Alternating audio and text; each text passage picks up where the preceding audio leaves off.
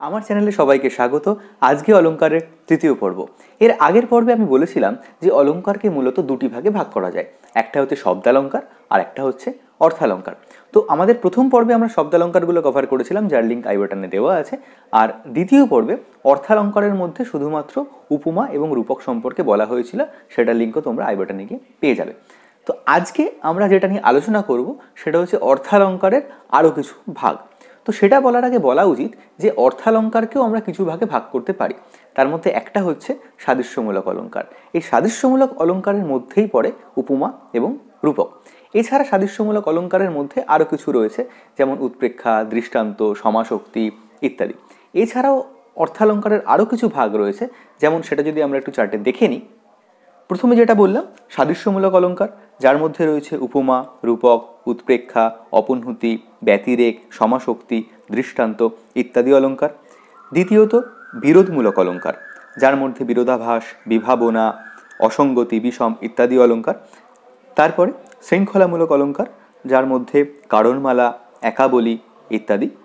তারপরে রয়েছে ন্যায়মূলক অর্থালংকার, যার মধ্যে অর্থান্তন্যাস, কাব্যলিঙ্গ ইত্যাদি রয়েছে। তারপরে গূঢ়ার্থমূলক অলংকার, যেখানে আমরা পাবো ব্যজস্তুতি, অপ্রস্তুত প্রশংসা ইত্যাদি। এবং তারপরে রয়েছে বিবিধ গৌণ অলংকার, যেমন দীপক, উল্লেখ, সভাভক্তি ইত্যাদি। আজকের এই পর্বে আমরা মূলত সাদৃশ্যমূলক অলংকারের বাকি যেগুলো রয়েছে, জেনারেলি আমাদের সিলেবাসে যেগুলো আলোচনা করা হয়, যেমন দৃষ্টান্ত, সমাসোক্তি, ব্যতিরেক, অপনহুতি, এই অলংকারগুলো নিয়ে আলোচনা করব।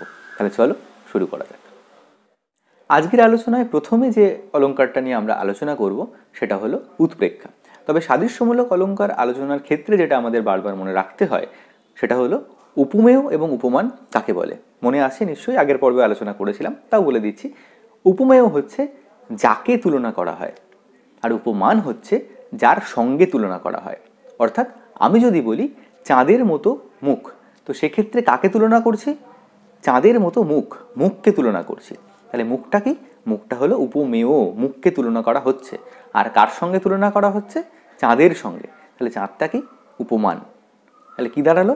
যাকে আমরা তুলনা করছি সেটা হচ্ছে উপমেয়, যার সঙ্গে তুলনা করা হচ্ছে সেটা হচ্ছে উপমান।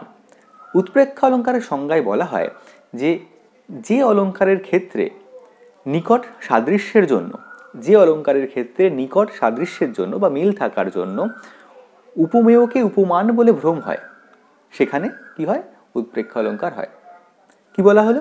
যে যে অলংকারের ক্ষেত্রে নিকট সাদৃশ্যের জন্য উপমেয়কে উপমান বলে ভ্রম হয়, সেক্ষেত্রে উৎপ্রেক্ষা অলংকার হয়। যেমন ধরা যাক একটা উদাহরণ, পড়ুক দুফোঁটা অশ্রু জগতের পরে যেন দুটি বাল্মীকির শ্লোক। পড়ুক দুফোঁটা অশ্রু জগতের পরে যেন দুটি বাল্মীকির শ্লোক। তাহলে এখানে মূল বিষয়টা কি? উপমেয়টা কি? উপমেয়টা হচ্ছে পড়ুক দুফোঁটা অশ্রু জগতের পরে, অশ্রু। আর উপমান কি? যেন বাল্মীকির দুটি শ্লোক, বাল্মীকির শ্লোক। তাহলে অশ্রুকে এখানে বাল্মীকির শ্লোক বলে ভ্রম হচ্ছে, মনে হচ্ছে। তাহলে উপমেয়কে উপমান বলে সংশয় হচ্ছে। তাহলে এটা হচ্ছে কি? যে উৎপ্রেক্ষা অলংকার। তাই জন্যে এটাকে আমরা কি বলবো? উৎপ্রেক্ষা অলংকার। উৎপ্রেক্ষা অলংকার সাধারণত দু প্রকার হয়। একটা হচ্ছে বাচ্যোৎপ্রেক্ষা, আরেকটা হচ্ছে প্রতীয়মানোৎপ্রেক্ষা। খুবই সোজা বিষয়টা। বাচ্যোৎপ্রেক্ষা কি? এই যে বললাম যে যে অলংকারের ক্ষেত্রে নিকট সাদৃশ্যের জন্য উপমেয়কে উপমান বলে ভ্রম হয়, সেক্ষেত্রে উৎপ্রেক্ষা অলংকার হয়। বাচ্যোৎপ্রেক্ষার শর্তটা হচ্ছে এই ভ্রমটা হবে এবং সংশয়বাচক শব্দটা উপস্থিত থাকবে, তবে সেক্ষেত্রে বাচ্যোৎপ্রেক্ষা হবে। আর প্রতীয়মানোৎপ্রেক্ষার ক্ষেত্রে কি হবে? এই সংশয় হবে কিন্তু সংশয়বাচক শব্দটা উপস্থিত থাকবে না, সেটা উহ্য থাকবে, সংশয়ের ভাবটা শুধুমাত্র প্রকাশিত হবে। বোঝা গেল না? খুব কোনো ব্যাপার না, খুবই সোজা বিষয়টা। বাচ্যোৎপ্রেক্ষার ক্ষেত্রে কি হচ্ছে? যে এই যে উপমেয়কে উপমান বলে সংশয় হচ্ছে এবং সংশয়বাচক শব্দ, দেখো, যেন পড়ুক দুফোঁটা অশ্রু জগতের পরে যেন দুটি বাল্মীকির শ্লোক। এই যে যেন, এই সংশয়বাচক শব্দ হচ্ছে যেন। যেন যদি থাকে তাহলে সেটা বাচ্যোৎপ্রেক্ষা হবে। যেন যদি না থাকে, যদি মনে হয় যে এটা সংশয় হচ্ছে কিন্তু সংশয়বাচক শব্দ নেই, তাহলে সেটা প্রতীয়মানোৎপ্রেক্ষা হবে। যেমন একখানি গ্রাম শোভে জলময় মাঠে, গঙ্গা মৃত্তিকার ফোঁটা গগন ললাটে। তাহলে এখানে কি বলছে, একখানি গ্রাম শোভে জলময় মাঠে, গঙ্গা মৃত্তিকার ফোঁটা যেন গগন ললাটে। কিন্তু যেন শব্দটা এখানে উপস্থিত নেই। প্রথমটায় আমরা যেনটা পেলাম, সেই জন্য সেটা বাচ্যোৎপ্রেক্ষা, আর এখানে যেনটা উপস্থিত নেই, সেই জন্য সেটা প্রতীয়মানোৎপ্রেক্ষা। তাহলে আমরা উৎপ্রেক্ষা অলঙ্কার কি বুঝলাম? যদি নিকট সাদৃশ্যের জন্য উপমেয়কে উপমান বলে ভ্রম হয়, তাহলে সেটা উৎপ্রেক্ষা অলঙ্কার হয়। সেক্ষেত্রে যদি সংশয়বাচক শব্দ অর্থাৎ যেন উপস্থিত থাকে, তবে সেটা বাচ্যোৎপ্রেক্ষা হয়। যদি না থাকে, তাহলে সেটা প্রতীয়মানোৎপ্রেক্ষা হয়। এরপরে আমরা যে অলঙ্কারটা আলোচনা করব সেটা হচ্ছে অপুন্নতি অলঙ্কার। খুবই সোজা। আচ্ছা, যদি তোমাদের মনে হয় যে অলঙ্কারগুলো বুঝতে অসুবিধা হচ্ছে বা কোনো যেহেতু আমি বোর্ড ইউজ করতে পারছি না আমার প্রযুক্তিগত অসুবিধার জন্য, তো তোমরা সেক্ষেত্রে ভিডিওটা পজ করে সংজ্ঞাটা লিখে নাও এবং উদাহরণটাও লিখে নাও। তাহলে দেখবে আরেকবার শুনে নিলে বুঝতে আশা করি সুবিধা হবে। তো এরপরে যে অলঙ্কারটা আমরা আলোচনা করব সেটা হচ্ছে অপুন্নতি অলঙ্কার। অপুন্নতি অলঙ্কার কাকে বলে? যে অলঙ্কারের ক্ষেত্রে উপমেয়কে অস্বীকার বা নিষিদ্ধ করে উপমানকে প্রতিষ্ঠা করা হয়, সেক্ষেত্রে অপুন্নতি অলঙ্কার হয়। শুনতে একটু কঠিন লাগতে পারে, কিন্তু বিষয়টা ভীষণই সোজা। কি বলছে? যে অলঙ্কারের ক্ষেত্রে উপমেয়কে নিষিদ্ধ করে বা অস্বীকার করা হল। আগেরটায় ভ্রম হচ্ছে, উপমেয়কে উপমান বলে ভ্রম হচ্ছে, আর এখানে উপমেয়কে নিষিদ্ধ করে উপমানকে প্রতিষ্ঠা করা হচ্ছে। সেটা কীরকম? যদি বলা হয় চোখে চোখে কথা নয় গো বন্ধু, আগুনে আগুনে কথা। কি বলা হলো? চোখে চোখে কথা নয় গো বন্ধু, আগুনে আগুনে কথা। দেখো এখানে কাকে তুলনা করা হচ্ছে? চোখকে। তাহলে চোখ হচ্ছে কি? উপমেয়। কার সঙ্গে তুলনা করা হচ্ছে? আগুনের সঙ্গে। তাহলে আগুনটা কি? উপমান। কি বলা হচ্ছে? চোখে চোখে কথা নয় গো বন্ধু, আগুনে আগুনে কথা। তাহলে উপমেয়টা নয়, উপমান। উপমেয়কে নিষিদ্ধ করে অস্বীকার করে উপমানকে প্রতিষ্ঠা করা হচ্ছে। তাই জন্য এটা হচ্ছে এই অপুন্নতি অলঙ্কার। বোঝা গেল? আচ্ছা, এবার চলো পরের অলঙ্কার। ব্যতিরেক অলঙ্কারও ভীষণ সোজা, বুঝতে অসুবিধা হওয়ার একদমই কথা নয়। এই অলঙ্কারের সংজ্ঞায় বলা হয় যে ক্ষেত্রে উপমান অপেক্ষা উপমেয়র উৎকর্ষ বা অপকর্ষ সূচিত হয়, সেক্ষেত্রে ব্যতিরেক অলঙ্কার হয়।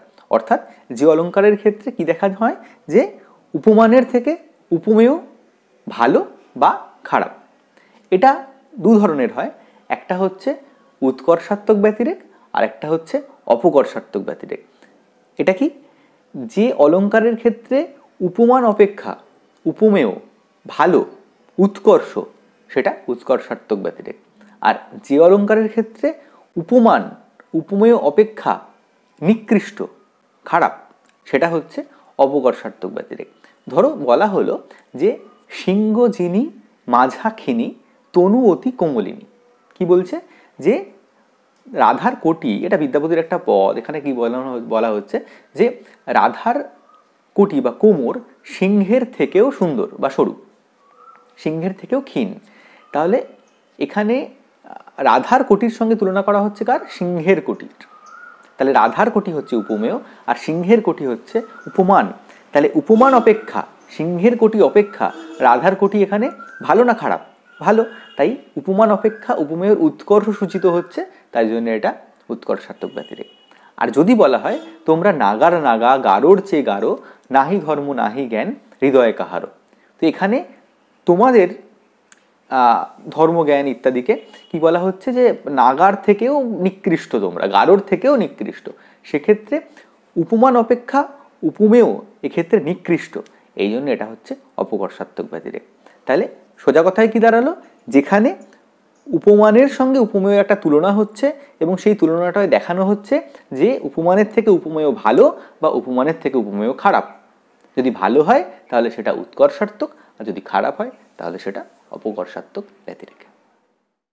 এরপর সমাসক্তি অলঙ্কার। সমাসক্তি অলঙ্কার ভীষণই সোজা। এই সংজ্ঞায় বলা হয় যে ক্ষেত্রে উপমেয়ের উপর উপমানের ব্যবহার আরোপ করা হয়, সেক্ষেত্রে সমাসক্তি অলঙ্কার হয়। এটা এইভাবে বোঝার থেকে আমার মনে হয় এভাবে বুঝতে অনেক বেশি সুবিধা হবে। তোমরা দেখবে যে অলঙ্কারগুলোর ক্ষেত্রে অচেতন বস্তুর ওপর চেতনের ব্যবহার আরোপ করা হচ্ছে বা চেতন সত্তা আরোপ করা হচ্ছে, সেক্ষেত্রে মনে করবে যে সমাসক্তি অলঙ্কারের প্রয়োগ হয়েছে। কীরকম? যদি আমরা বলি যে জানালার কাছে চিৎকার করে মরবে বাতাস, তো বাতাস একটা অচেতন সত্তা, সে তো চিৎকার করতে পারে না। চিৎকার করা একটা চেতন বস্তু বা একটা প্রাণীর বৈশিষ্ট্য। তো সেটা যখন আমি আরোপ করছি যে জানালার কাছে চিৎকার করে মরবে বাতাস, বাতাস চিৎকার করতে পারে না, একটা অচেতন সত্তার উপর আমি চেতনের ব্যবহার আরোপ করছি, তখন এটা সমাসক্তি অলঙ্কার হচ্ছে। বা ধরো আকাশ হাসছে, তো আকাশ তো হাসতে পারে না, ঠিক আছে, নদীর জল কলকল করে কথা বলছে। তো এই ব্যাপারগুলো যে অলঙ্কারের ক্ষেত্রে দেখতে পাবে, বুঝবে সেখানে সমাসক্তি অলঙ্কারের প্রয়োগ হয়েছে। আজকের আলোচনায় শেষ অলঙ্কার দৃষ্টান্ত। এটা একটু খুব ভালো করে বুঝবে, কারণ একটু জটিল। বুঝতে পারলে সহজ লাগবে, কিন্তু মনোযোগ দিয়ে শুনতে হবে। এক্ষেত্রে বলার আগে আরেকটা জিনিস তোমাদের মনে করিয়ে দিই। তা আমরা এতক্ষণ উপমেয় এবং উপমান নিয়ে কথা বলছিলাম। উপমা অলঙ্কার পড়তে গিয়ে আমরা আরেকটা জিনিস পেয়েছিলাম, সেটা হচ্ছে সাধারণ ধর্ম। সাধারণ ধর্ম কি? যে ধর্মটা উপমেয় এবং উপমানের মধ্যে রয়েছে। যেমন সেটা কি? যখন আমি বলছি যে চাঁদের মতো সুন্দর মুখ, তাহলে চাঁদও সুন্দর, মুখও সুন্দর, ঠিক আছে? তাহলে এটা হচ্ছে সাধারণ ধর্ম, এই সুন্দরটা। বা আমটা রসগোল্লার মতো মিষ্টি খেতে, এই যে মিষ্টি, আমও মিষ্টি, রসগোল্লাও মিষ্টি, এটা হচ্ছে সাধারণ ধর্ম। দৃষ্টান্ত অলঙ্কারের সংজ্ঞায় বলা হয় যেখানে উপমেয় এবং উপমান দুটো পৃথক বাক্যে থাকে। তাহলে 1 নম্বর শর্ত কি? যে উপমেয় এবং উপমান দুটো পৃথক বাক্যে থাকবে। 2 নম্বর শর্ত, তাদের যে সাধারণ ধর্ম সেটা তাৎপর্যে এক হবে না, কিন্তু সদৃশ্য বলে মনে হবে, এবং এই সাদৃশ্যটা হতে হবে বুদ্ধিগ্রাহ্য। আমাদের বুদ্ধি দিয়ে সেটা বুঝে নিতে হবে। তাহলে আমরা প্রথমে কি পেলাম? যে অলঙ্কারের ক্ষেত্রে উপমেয় এবং উপমান দুটি পৃথক বাক্যে থাকে, যে ক্ষেত্রে সাধারণ ধর্ম তাৎপর্যে এক না হয়েও সদৃশ্য বলে প্রতীয়মান হয়, এবং তৃতীয় শর্ত কি? যেখানে সাদৃশ্যবাচক শব্দের ব্যবহার হয় না, সেক্ষেত্রে দৃষ্টান্তমূলক অলঙ্কারের সৌন্দর্য সৃষ্টি হয় বা দৃষ্টান্ত অলঙ্কার হয়। আরেকবার রিপিট করছি, কি বলা হচ্ছে? যে অলঙ্কারে উপমেয় এবং উপমান দুটি পৃথক বাক্যে থাকে, দ্বিতীয়ত তাদের সাধারণ ধর্ম তাৎপর্যে এক না হয়েও সদৃশ্য বলে প্রতীয়মান হয়, এবং এই সাদৃশ্য বুদ্ধি দিয়ে বুঝে নিতে হয়, এবং সাদৃশ্যবাচক শব্দের উল্লেখ থাকে না, সেক্ষেত্রে আমাদের দৃষ্টান্ত অলঙ্কার হয়। দৃষ্টান্ত অলঙ্কারের যে উদাহরণটা দিতে পারি সেটা স্ক্রিনে দেখে নাও, তাতে তোমাদের বুঝতে সুবিধা হবে। কি বলছে? রঙ্গমালা পুষ্প ফলে ভাঙ্গি পরে ডাল, নারী হইয়া যৌবন রাখিব কতকাল। খুব ভালো করে দেখো, এখানে উপমেয় কি? উপমেয় হচ্ছে নারী, আর উপমান কি? উপমান হচ্ছে গাছের ডাল। বলছি রঙ্গমালা পুষ্প ফলে ভাঙ্গি পরে ডাল। রঙ্গমালা এবং পুষ্প ফলের, ধরো ফুল আর ফলের ভাড়ে যেরকমভাবে ডাল ভেঙে পড়ে, সেরকম যৌবন ভাড়ে আমিও নত, নারী হয়ে যৌবন রাখবো কতকাল।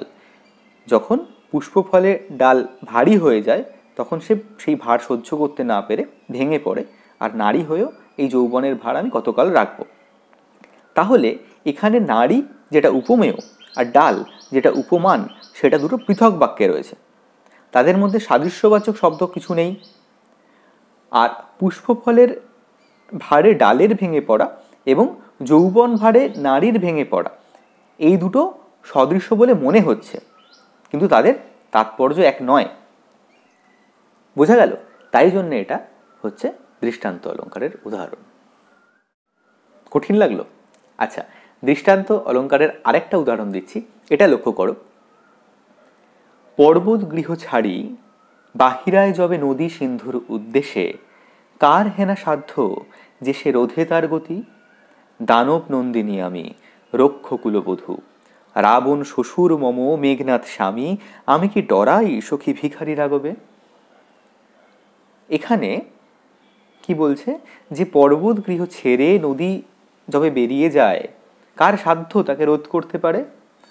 আমি দানব নন্দিনী, আমি রক্ষ কুলবধূ, রাবণ আমার শ্বশুর, মেঘনাথ আমার স্বামী, আমি কি ভিখারি রাঘবে ভয় পাই। এক্ষেত্রে উপমেয় হচ্ছে কে? দানব নন্দিনী। আর উপমানকে? উপমান হচ্ছে নদী। তো এই দানব নন্দিনী এবং নদী, উপমেয় এবং উপমান, দেখো এক বাক্যে নেই, ভিন্ন ভিন্ন বাক্যে রয়েছে, এবং এক্ষেত্রেও সাদৃশ্যবাচক শব্দের ব্যবহার নেই। এবং এখানে যে সাধারণ ধর্ম, নদী যেরকম বেরিয়ে যায় তার গতিকেও রোধ করতে পারে না, দানব নন্দিনীও সেভাবে বেরিয়ে যেতে পারেন, এবং তিনিও নির্ভীকভাবে, অনর্গলভাবে, অবারিতভাবে বেরিয়ে যেতে পারেন। এক্ষেত্রে এদের যে সাধারণ ধর্ম, দুটোর তাৎপর্য এক নয়, তাদের সদৃশ্য বলে মনে হচ্ছে এবং সাদৃশ্যবাচক শব্দের উল্লেখ নেই এবং এই সাদৃশ্যটা আমাদের বুদ্ধি দিয়ে বুঝে নিতে হবে, তাই এটা দৃষ্টান্ত অলঙ্কারের উদাহরণ। এছাড়া আরও কিছু সাদৃশ্যমূলক অলঙ্কার রয়েছে, যেমন নিশ্চয়, ভ্রান্তিমান, প্রতীপ, সন্দেহ ইত্যাদি। তবে আজকের আলোচনা এই পর্যন্তই।